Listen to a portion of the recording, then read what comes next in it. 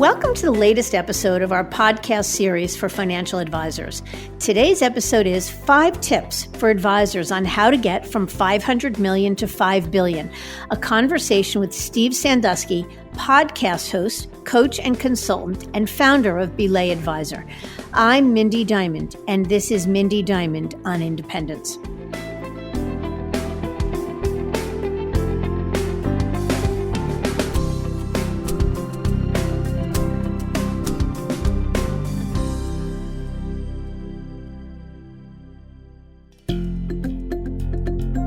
This podcast is available on our website, diamond-consultants.com, and on advisorhub.com, as well as Apple Podcasts and other major podcast platforms. If you aren't already a subscriber and want to be notified of new show releases, please subscribe right on your favorite podcast platform or on the episode page on our website. And if you find the content in this series to be useful and know others who could benefit from it, please feel free to share it widely.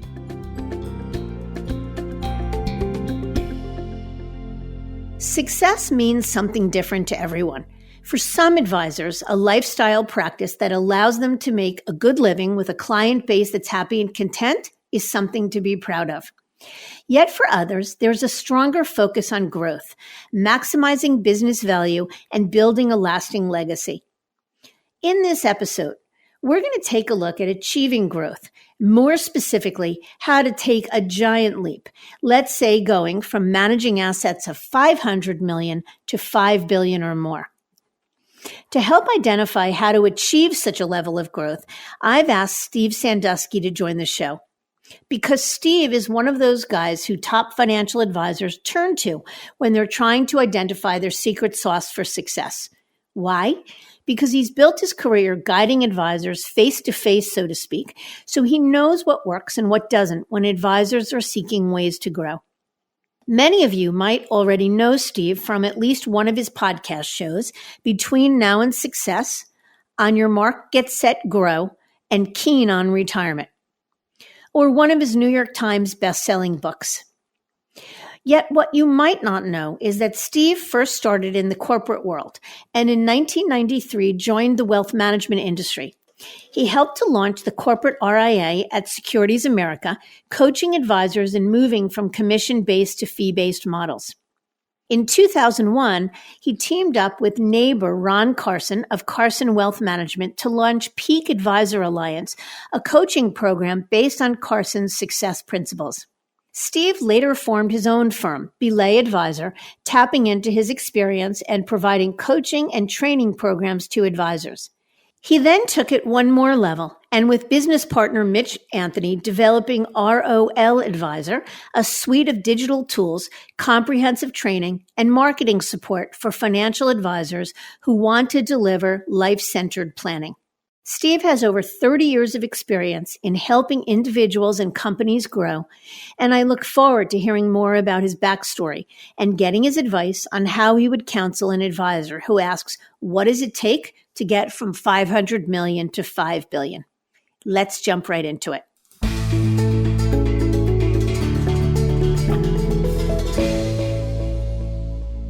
Steve, thank you so much for joining me today. Yeah, well, it's a thrill to be here. Great. Let's jump in. Let's start the most obvious question. Tell us a little bit about your background.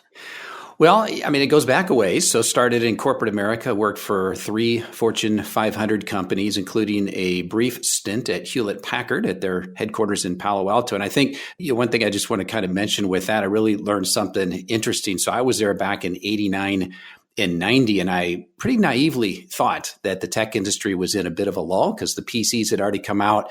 The internet hadn't happened yet.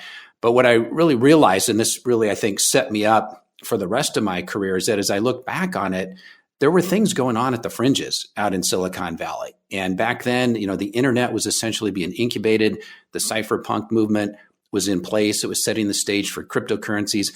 Artificial intelligence was being worked on. All this amazing stuff was going on, but I wasn't seeing it because I wasn't looking for it. And so over the years, I've really tried to have an intentional effort to be searching out for those things at the fringes, going down some of these rabbit holes, because while not every fringe is going to turn out to be the next Facebook, some of them do. And so I think you have to put yourself in a position to spot those early. So I think that the early time at HP, I think was sort of instrumental in how my career has developed over the years.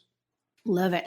And you had shared with me in a previous conversation that you worked with Securities America and helped to launch their corporate RIA. So tell us a little bit about that pivot from HP to the financial services world. Yeah, so that was back in 1993, and I'd wanted to get into the financial services industry for a long time. And it wasn't until the Securities America opportunity came around that it actually happened. And my boss at the time was Janine Wertheim. You probably know Janine. She's been around quite a while, just a terrific leader, and certainly learned a great deal from her. So when I joined, one of the objectives was to start the corporate RIA. And Janine really led that effort, and I worked closely with her on that. And so part of my role was to really set up the third-party money manager relationships. It was to help train the advisors in converting them from a commission business to a fee-based business. So it was very certainly formative in my career and met a lot of great people, was immersed in the business, and I think it really paved the way for what I'm doing in the business today.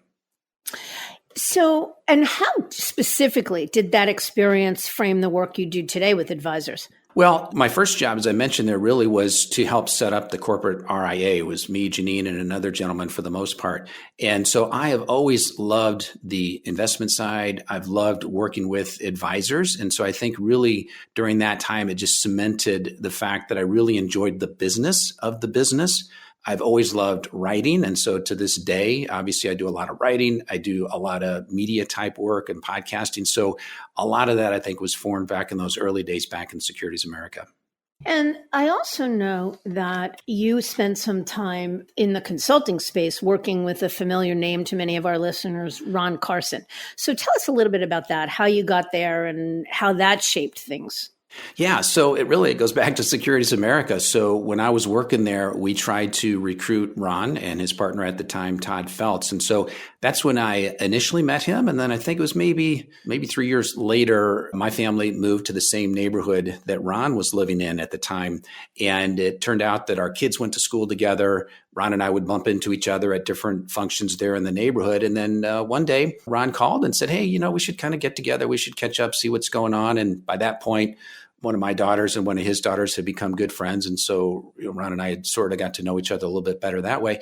So then one day I spent a Saturday morning at his home and we basically hatched this idea of a coaching program. And up to that point, he had a program where he was inviting people to come to Omaha once a year for a full day show where he would basically teach them everything he knew. And then I basically said, look, why don't we make this a year-round program? And we can add all kinds of training. And next thing we know, we're partnering. And we launched that program. I think we started working together in May of 2001.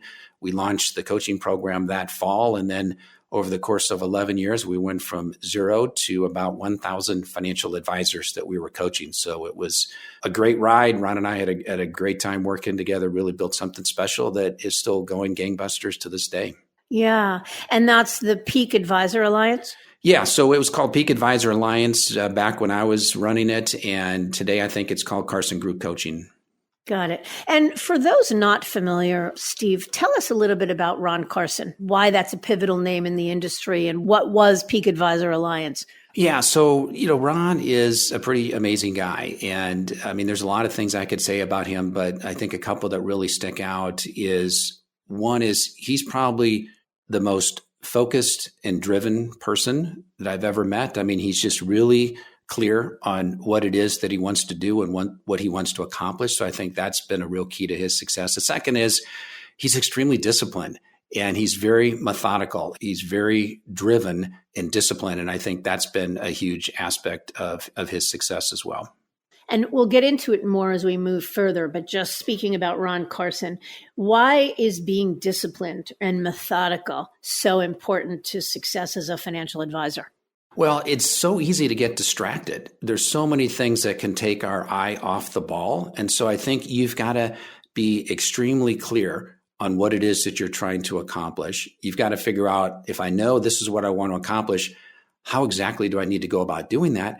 And then you just have to have the discipline to stick to it, to persevere, to have that grit. And whether it's Ron Carson, whether it's Joe Duran, I mean, we can go down the list, pretty much anybody that has achieved at a high level. It's because they've got the discipline to do the work that's necessary to reach the level of results that they want to achieve. I mean, that's how you become world class, is you stick to it, you do what's required day in, day out, even when you don't want to do it, even when you're tired, you get up and you do the work. Yeah.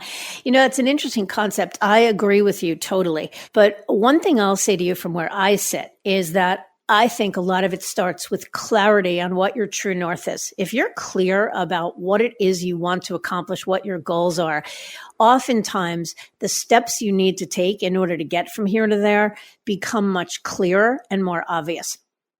Absolutely. Yeah. I mean, it does start with the clarity, starts with the why and figuring out what is it that I want to do. Because if you're not excited, if you're not passionate about what it is that you're doing, then it's not going to happen. Because when push comes to shove and it becomes difficult and there's a roadblock, there's an obstacle, if you're not totally passionate, totally clear on what it is you're trying to accomplish, you're just not going to get out of bed that morning. You're not going to do the work. So yeah, you've got to have something that totally excites you, that's meaningful, that's impactful, that's making a difference, that's going to enable you to push through when things get tough. Yeah, I couldn't agree with you more. So let's talk a little bit about the work you do now. When was your coaching practice formed and what niche did you fill?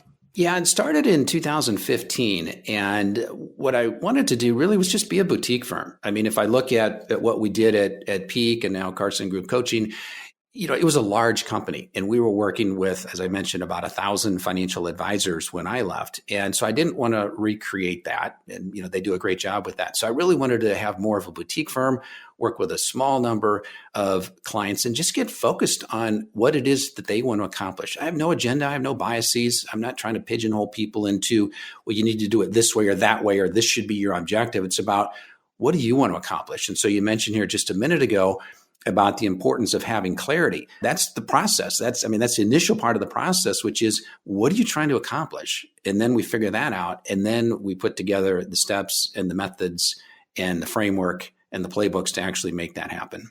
And who are your typical clients and what are they looking to achieve? Are they independent business owners? Are they employees of bulge bracket firms? Are they both? Tell us a little bit about that. Yeah, it's mostly been the independents, just because that's the industry that I've grown up in. I have worked with folks from the wirehouses, but generally speaking, it's been the folks more on the independent side. And there's really not one thing that they're looking for. Again, since I am a boutique firm, people know that it's about what they're trying to accomplish. They might have something unique. For example, I've got a client that I'm working with who has a specialty in working with retirees from a specific branch of the federal government, which is a pretty unique niche they've got there. Another client I work with has tax expertise in cross-border planning, which is also fascinating. Another client works in the Christian market with retirees. So, they're all different. And ultimately, they want to grow, but then they've got other things that they need to do as well. And so they look at me as someone who's been around a long time, who knows all the different aspects, who's a great quarterback and can help them figure out the plan, the process, the playbooks necessary to achieve what it is they're trying to accomplish. I was going to ask you that. So it's obvious that the number one reason somebody would reach out to a coach is to help accelerate growth. What are some of the other things they're looking to solve for? Well, it could be the client service model. It could be that they understand that they need to differentiate themselves. It's not just about investment management. It's not just about financial planning, but it's about, how can I really deepen the relationship with my clients so that they're going to refer more people to me, for example. And so it's really more of the back office piece of client communication. It could be about messaging and branding. It could be about doing a better job of having that clarity. As you mentioned here just a moment ago, it's like, what is our message? What is our value proposition? What is our distinction from the other advisors? And how do we more effectively communicate? So those are things I absolutely love working on, is just helping them get that clarity, the messaging, the branding, the communication, the marketing. Those are all things that are really, a good piece of the mix. And most typically, are they coming to you early in their careers, early in their status as a business owner, or sort of later in the game as they need to solve for succession and hit a wall? What does it look like? It's really probably people that have been in the business for 15 to 20 years would, if I had to pick a bracket there, I'd probably say somewhere in the 15 to 25 years in the industry. So they've got experience. I mean, I'm not really working with folks that are new to the industry. It's just not the best fit for me. But folks that have been around, they're successful, and now they're looking to solve for some kind of issue that they look to me and they say, you're the kind of guy that's got the expertise that can help me with that.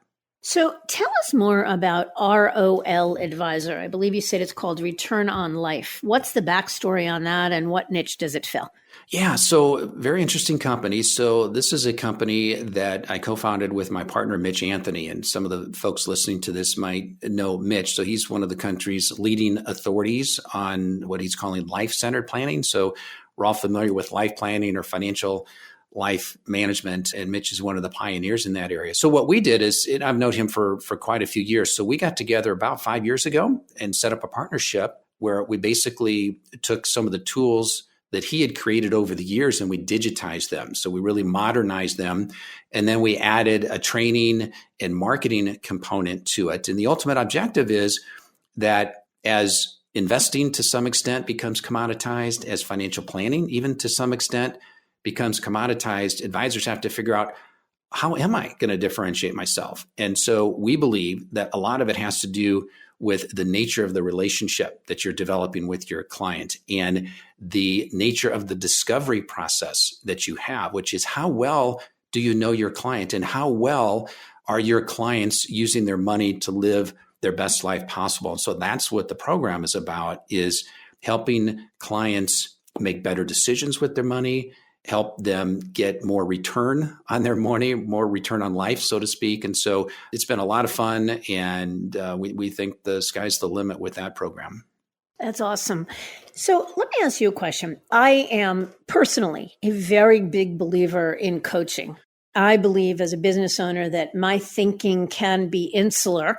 And I love the idea of having somebody who's got a lens into things other than mine can help me to sort of see things more broadly. I'm a believer. But for a financial advisor, why should an advisor use a coach? Well, if you think about it, a financial advisor works with a client because the client is not an expert in the money side of the business, so to speak. And so a coach is no different in that as individuals, we don't have all the answers. And so a coach can help an advisor point out their blind spots. They can shine a light on the blind spots. They're an outside, unbiased third party whose sole objective is to help you get better. They can help you shorten the learning curve. They provide accountability. And so ultimately, it's about having this trusted person who you can talk to, a go-to person that has seen most of what that advisor is likely experiencing already and has the ability to guide them, to coach them on how do you solve these issues, how do you shorten that learning curve, and then have that accountability piece, which I think is also important because left to our own devices, we're oftentimes just going to take the path of least resistance. And when you have a coach who you have to show up for, you've got to do the work because that person is going to call you out on it. That's when that works, you're going to get results faster than you would on your own. Mm-hmm. So what do you see as the real barriers to success for advisors? What are the things that trip them up the most? I have a belief, which is that every advisor can grow to whatever level it is that they want to get to. And that really the only thing that's going to hold them back is, does their desire match their dream? And so I think any of the barriers that we might think are there, I think are just self-imposed barriers. And if you can change the mindset, if you can work with someone who can help you see that and help you break through, I don't really think there are barriers. They're just mental barriers as opposed to real barriers. That's a great answer. Love it. Okay, so I want to get to sort of the heart of this episode, which is when we spoke a while back, you and I discussed the top concerns or issues that advisors, and I think it was specifically RIA firm owners, faced when they're trying to grow their business. And it's a topic we often discuss in our conversations with advisors, both those that are working at a traditional firm and considering independence, or those that are already independent? So I was hoping to spend some time with you on that here. If you were counseling an advisor who was looking to grow his business, and let's use an example, say from 500 million to 5 billion, a lofty goal for sure. And if we follow what you just said, that every advisor has the ability to grow to whatever level he wants to, the only barrier is self-imposed. How does he get there? How would you counsel him or her? Well, I hope you'll indulge me for a minute here. So before I directly answer that, I'd love to just really share a little bit of context on that, because I don't think there's just like one answer to that. So just a couple points of context, and then I'm happy to go through 4 or 5 points that I think would be helpful there. So the first is that I did a webinar here earlier this year with Peter Maluk. Many of you will know Peter, head of creative planning. And we had about 250 advisors on the call, and I did a poll with them. And I specifically wanted to find out how big you wanted to grow. And so the question I asked was, by the time you retire, what is the annual revenue you want to have grown your business to? And I gave them several different ranges. Well, one option was, no particular number, I just want to grow. So about 12% of the respondents said that. Another 8% said they wanted to grow to about 1 million in revenue. 28% said they wanted to go 1 to 5 million. 15% said they wanted to go 5 to 10 million. And then 37% said they wanted to grow greater than 10 million. So for context, I think it's important that not everybody wants to grow that big. So that's kind of the first point. And in my case here in this poll, just a little over a third said that they wanted to grow to 10 million or more, which you could essentially say translates to about 1 billion in assets. So I think that's a key thing is, do you really want to get there? And then I think a second quick point of context here is that there is no one way to go from 500 million to 5 billion. And if you look at all the folks that have achieved 5 billion in assets, they've done it a different way. There's no one path. And it's sort of like reading a self-help book. If you read enough of them, they all start to sound the same. And one of the common things you hear from them is, let's just look at what other successful people are doing and let's just copy them. And to some extent that makes sense. But the reality is you're not going to copy Ron Carson. If I tell you everything that Ron did to get to where he is, you're still not going to get there. If I tell you what Rick Edelman did or Peter Maluk or Joe Duran, you're still not going to get there. You've got to blaze your own path. Now, with that said, there are some commonalities. There are some traits. There are some ideas, some frameworks that you can use. And, that's what I'm happy to share, like I said, 4 or 5 of those that I think when you have this kind of structure, then you can figure out for you, how can you take this framework and get to where you want to go? Yeah, because I think what you're saying is you need to bring your own authentic self to the process. And I'm not Ron Carson or Peter Maluk. And so what made them and what attributed to their success wouldn't work for me because I don't have their DNA.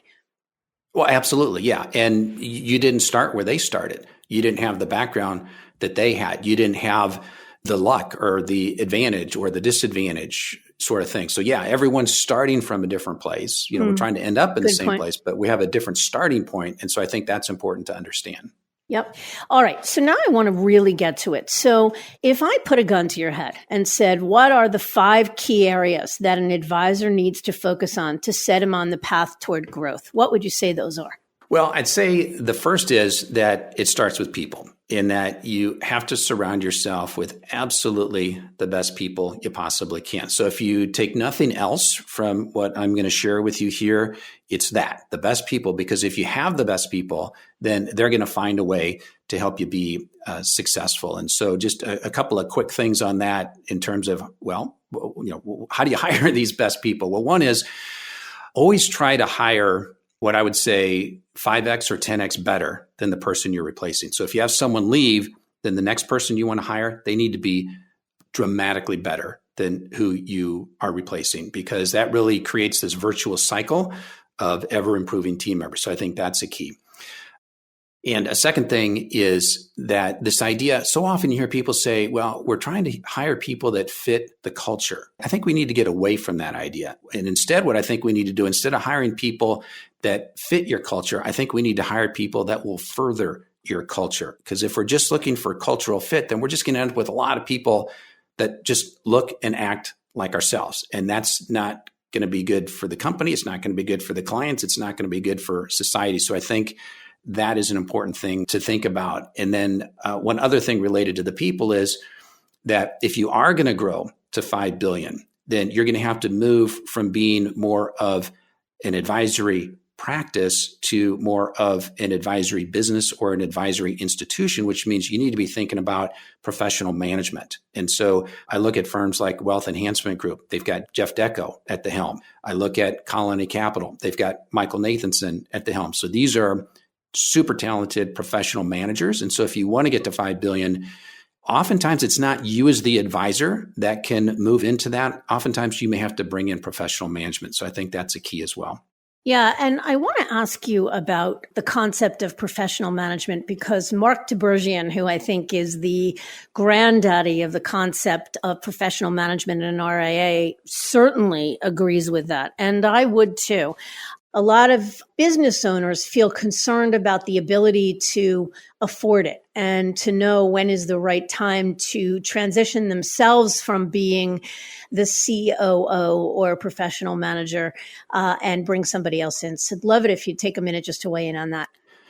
Well, I'm not sure that there's a specific number where you could say once you get to 10 million in revenue or 20 million or 2 billion in assets that it's time to bring in an outside CEO. Like I said, I think some advisors can make the segue and others can't. I've had folks on my podcast. Some have been the CEO. They've been able to grow with the companies. Others say, I just really like working with clients. And then they bring on a strong COO, someone who can really run the day-to-day management. I think of John Jones as an example of Brighton Jones. So one of the things he did was he wanted to take a year off from the business and travel the world with his family while his kids were still young. And so he methodically went through a multi-year period where he put the people in place, he put the systems in place, he had a strong COO. He wanted to make sure that I had someone who was responsible for getting clients, someone who was responsible for keeping clients. And he worked through that whole process so that at some point he got there and he said, I'm ready to go. And off he went and was gone for a year. And when he got back, the business was dramatically bigger than when he left. Yeah, I know that story. It's a good story. It can happen. It's not easy. Don't get me wrong. It's not easy at all, but it is possible to do something like that. But it, again, comes back to the people, which was the first point I talked about. Yep. Okay. So I'm sure there's a lot we could say about people, but let's move on to the second point. Yeah. The second point I would say is something that I don't think most people really talk about, yet I think it's critical. And it's this idea of having a philosophy. And what I mean by that is to do, I would say, some serious self-examination and really try and understand what is your driving force. What is it that animates how you do what you do, how you think about business, how you think about life. And this, I'm not talking about mission and vision statements. Rather, it's just more of I would say like an overarching philosophy that encompasses everything that you've come to believe over your lifetime of experience. And it's similar to what some of the best sports coaches do. So they have a philosophy about how they run their team. So having that philosophy helps create the culture. So it's like, it's your combination of thoughts and beliefs and values and instincts and actions. And, it really underpins what drives you, the why and the how of what you do. And so oftentimes when I'm working with my coaching clients, I take them through an exercise to really help them clarify that philosophy. And I've identified 4 parts in terms of the exercise that I go through. And the first part is what I call your truth. And so this is really trying to get at, well, what do you really believe? And it's a simple question. And the question is, what I know to be true is, and then they answer.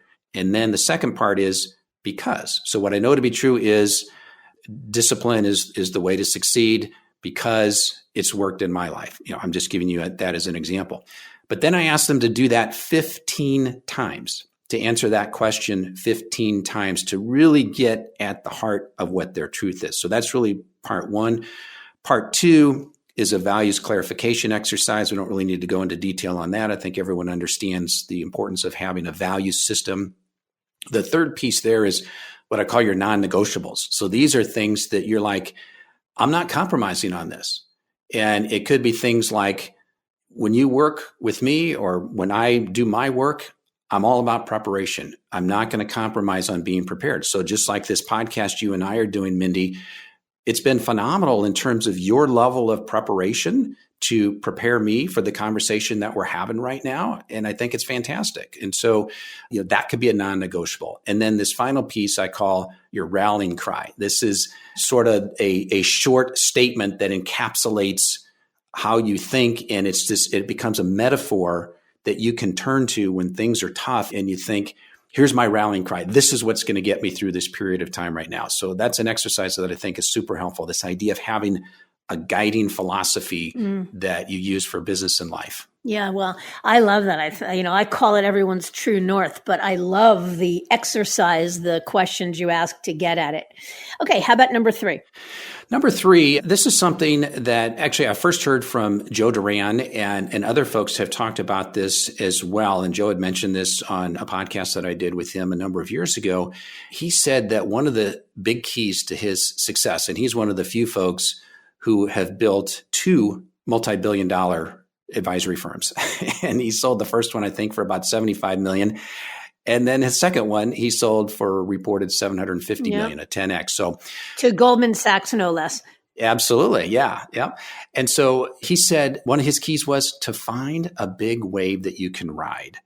And in his case, he said he rode 2 waves. The first wave that he rode with his first company was this shift from a commission business to a fee-based business. And that's essentially, that was the same wave that I was riding back at Securities America in the 1990s, as we were helping advisors shift from the commission to the fee-based assets under management.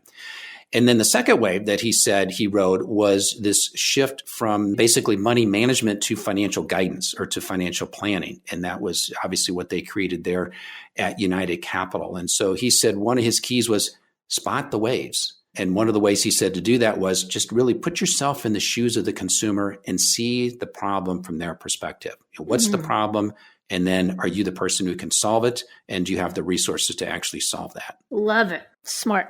And number 4? 4, I would say, is you need to have a repeatable system that generates a steady flow of new clients. Now, that sounds obvious, which it is, but it's really hard.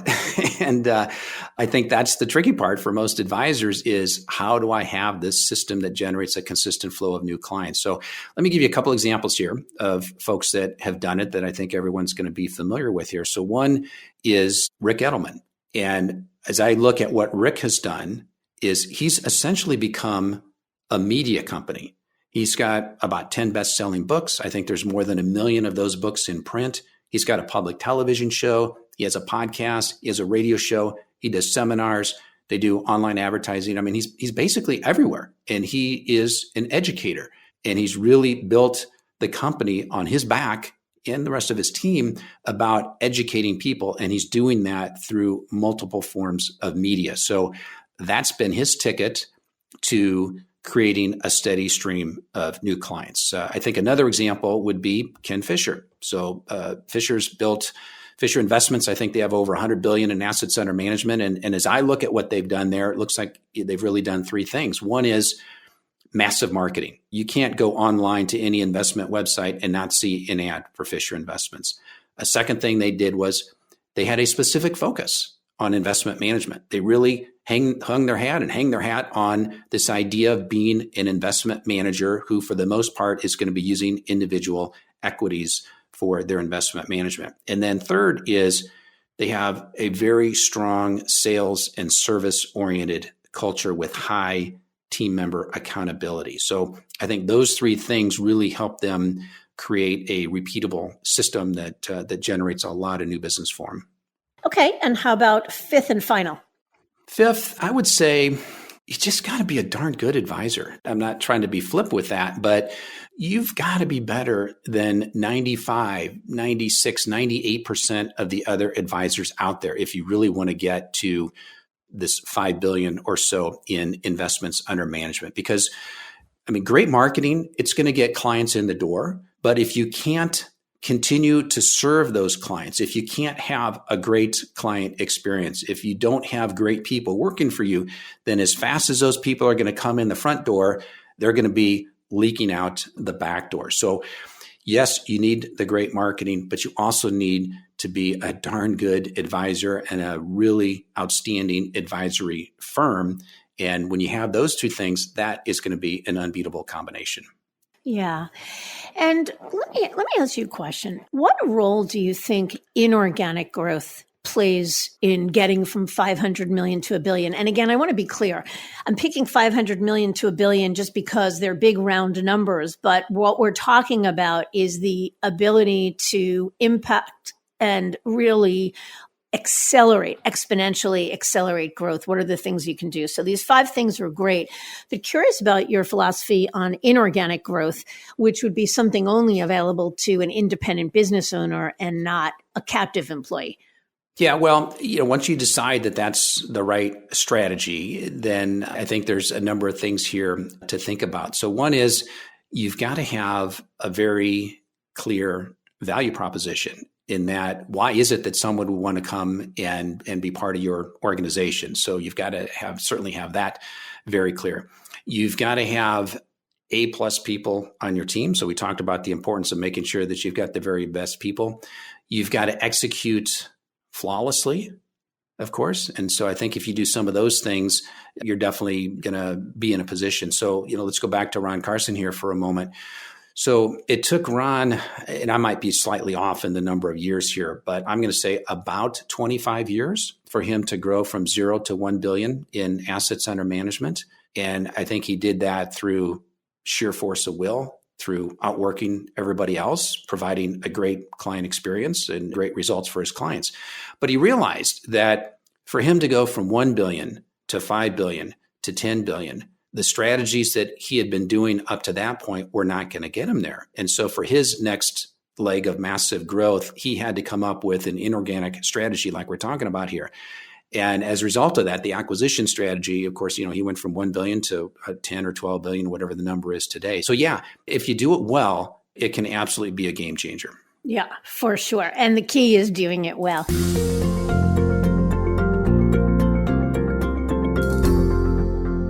I want to pivot for a second. We record this in September of 2020, smack in the midst of COVID crisis, and many, many advisors around the country are still working from home. And we've heard from many that say, I never want to go back to working in an office. And others say, I miss the camaraderie. I miss the water cooler talk. I miss, being out of the house and in the office. I'm curious to hear your thoughts on the impact of working from home. So as you talk with your coaching clients, do you think that working from home has any ultimate impact on productivity, and what's its role there? Yeah, well, as I look at COVID-19, basically what I think it's done here is it's taken trends that have already been in place and basically sped them up. So what might have taken 5 years to evolve is basically happening here in 5 months.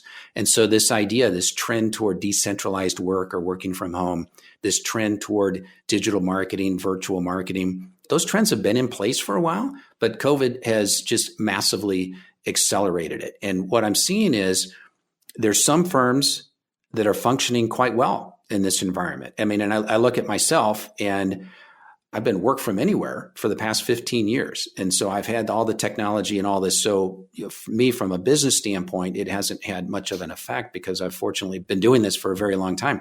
But that's not the case for a lot of other firms. And so what's really happened, I think, is it's really highlighted the importance of leadership and the traits that leaders need right now in order to be effective. In fact, earlier this week, I was just having this very conversation with Cecile Munoz of U.S. Executive Search and Consulting. And you may remember this quote from Warren Buffett. He famously said, you only find out who is swimming naked when the tide goes out. Well, COVID-19, to me, that's our tide going out. And it's really exposing what I would say are two types of leaders. One is those leaders who have the emotional intelligence. They've got the empathy. They've got the adaptability to just thrive in the environment that we're in right now. And then you've got another type of leader who is stuck in cement. They're stuck in the old ways of doing business. Well, the rules have changed. I mean, and it's changed overnight. And so I think a lot of firms are going to fall by the wayside. They're going to have to sell because they're just not prepared to deal with this. And then on the other end, it creates a massive opportunity for the very best leaders in our industry to continue to grow, to acquire those firms and provide amazing service for the clients. Yeah. And do you think that this COVID-19 crisis has had any impact on marketing and messaging? I do. And I think in a similar way, it's accelerated trends that were already in place. And so, there's another old saying, things change slowly, then all at once. Well, COVIDs are all at once here too.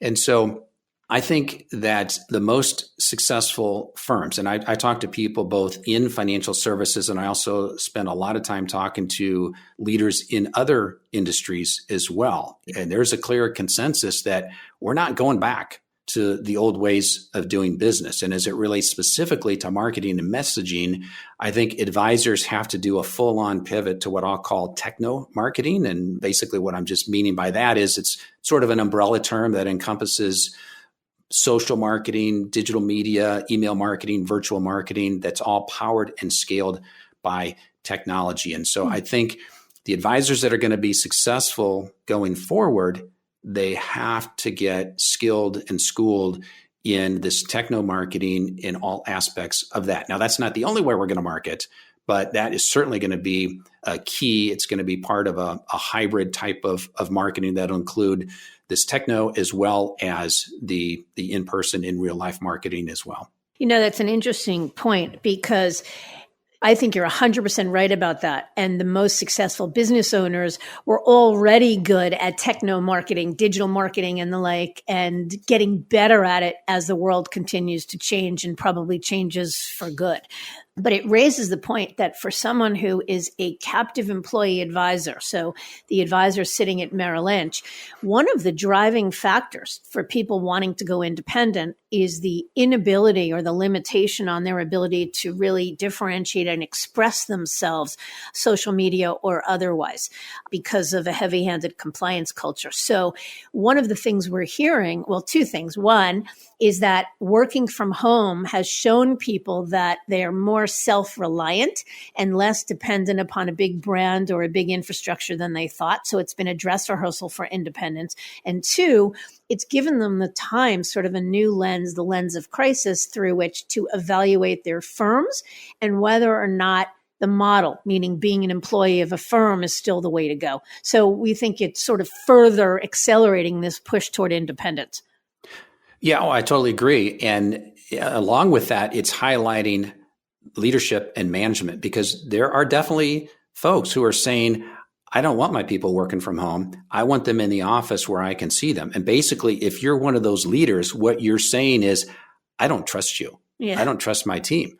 And those leaders aren't going to make it. I mean, I'm here to tell you right now that you're just not going to make it, because Gen Z, the millennials, they want the freedom, and they're going to do a good job. They're going to work hard. They're not slackers, but you need to trust them. Yeah, you need to let them live up to your confidence in them. Yeah, you need to empower them. I couldn't agree with you more.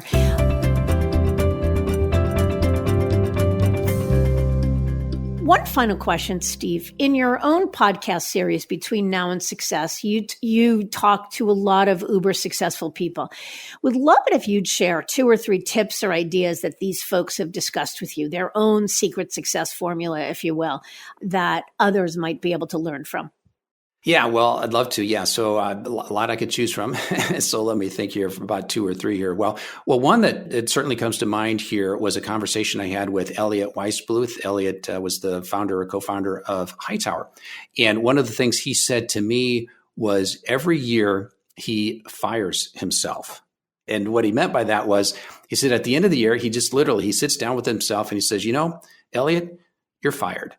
And then he turns around and he rehires himself. And the idea behind this is that if you fire yourself, then you have to ask yourself, well, why did the board fire me? What did I not do? What didn't I see? Where was I too slow? What mistakes did I make that led to my firing? So there's a little bit of self-examination there. And then the second part is, I'm going to rehire myself. So what you've done is you've detached yourself from the sunk costs. You've detached yourself from the past decisions that you made. And now that you're rehired, you can start with a clean slate. And so I think that's a great exercise. And I think it initially may have gone back to Andy Grove at Intel, who has a pretty amazing story that I'd be happy to share with you if you'd like as well, somewhat along those lines. But I think it's a great exercise. Fire yourself, rehire yourself, let go of the baggage, start anew. Love it. Let me share another example here. Along this idea of fire yourself is what I would say is upgrade yourself. This is basically inspired from a conversation that I had with Peter Mallouk earlier this year. And he said something really fascinating to me during our conversation. And he said that they have hundreds of wealth managers in their organization. And he said they all operate under a similar investment strategy. They have a similar brand. They have a similar planning process. But he said, we've done the analysis and we have basically stabilized for the size of each advisor's book of business. And we've tried to see, well, what makes one advisor more successful than the other? And he said that when you stabilize for the size of their business, he said there's a very, very wide discrepancy on the growth of their practices and where the referrals are coming from. And so Peter said what that told him was, yes, part of your success as an advisor is the investments, part of it is the brand, part of it is the planning. But he said a big, big part of it is the advisor themselves. And so I think it's critically important that as advisors, as professionals, as business owners, we have to be lifelong learners. We have to shine a light on ourselves. We have to identify the blind spots. We have to continue to grow, to improve, to learn, to be open to new things. And when you do that, I think, and you continue to upgrade yourself, I think that's going to be a key piece that will help you be more successful as time goes on. Yeah, I think that's great advice. I love it. So I'm sure you have many more to share, but I don't want to take up too much more of your time. I thank you so much for your wisdom and your generosity of thought and your insights today. I hope that we can tap you again in the future, where you'll be able to share more stories with us, more wisdom, etc. This was delightful, Steve. Yeah, appreciate it, Mindy, and great to be on the show. And thank you to you for all the great work that you and your team are doing here in the industry. Thank you.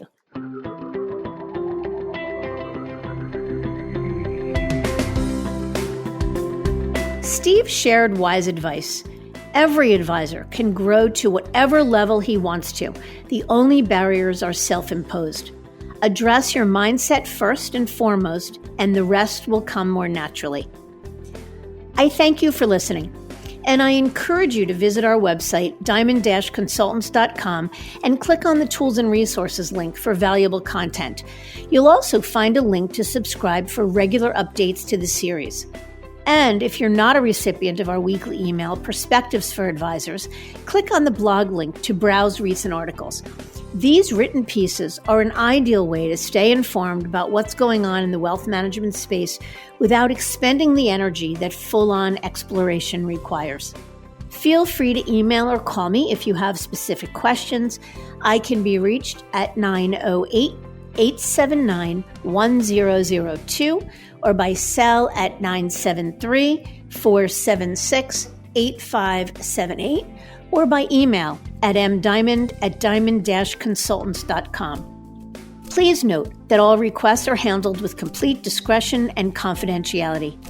And again, if you enjoyed this episode, feel free to share it with a colleague who might benefit from its content. And a special thanks to AdvisorHub.com for sharing this podcast with their viewers and subscribers. This is Mindy Diamond on Independence.